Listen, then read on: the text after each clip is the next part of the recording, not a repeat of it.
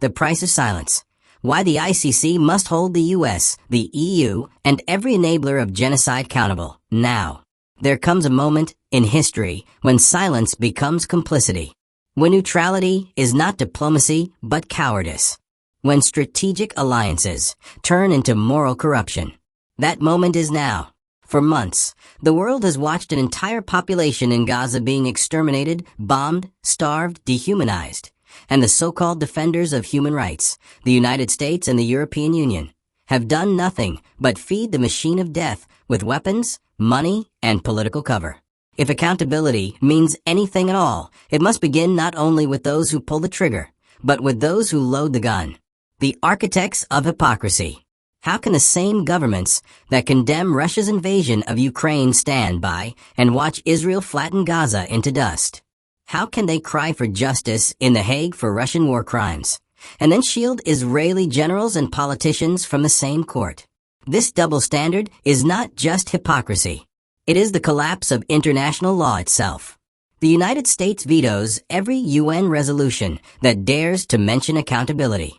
The European Union issues statements of concern while signing billion-euro arms deals.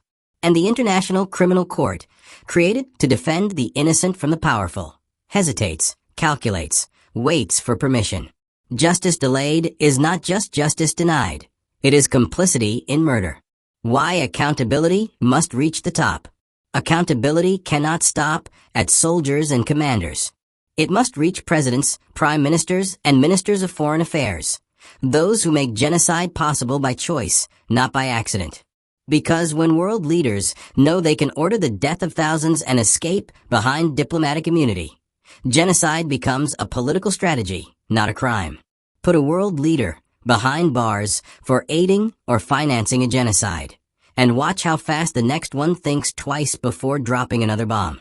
Power only fears consequence. And the ICC was built precisely for that, to make even the untouchable tremble before the law. The ICC must act or admit its irrelevance.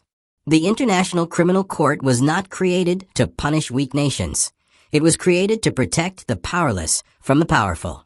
If it cannot hold Israel's war cabinet or the American and European officials who fund it accountable for genocide, then what purpose does it serve? How many children must die before the ICC stops collecting evidence and starts prosecuting criminals? How many mass graves must be dug before the word justice regains its meaning? Either the ICC acts now, or it will be remembered as the institution that watched humanity burn and chose to stay silent. The blood on every signature.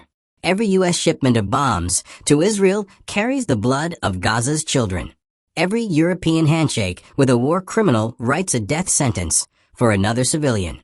Every diplomatic excuse, Israel has the right to defend itself, is a bullet fired into the heart of international justice. You cannot claim to defend democracy while sponsoring genocide. You cannot call for peace while you arm the killers. A world without accountability is a world without future. When the powerful are untouchable, the world descends into lawlessness. When crimes against humanity become foreign policy, civilization dies. Accountability is not revenge. It is the foundation of peace. It tells future generations that some acts are unforgivable, some lines cannot be crossed, and some crimes will be punished no matter who commits them. Because if Israel, the U.S., or the EU escape judgment today, tomorrow every tyrant will follow their example. And the word genocide will lose all meaning. History is watching. History will not forgive cowardice. It will remember who stood for justice and who funded death. It will remember who cried for the victims and who counted profits from their suffering. The ICC must act now or be forever remembered as the graveyard of justice. No immunity. No excuses. No more time.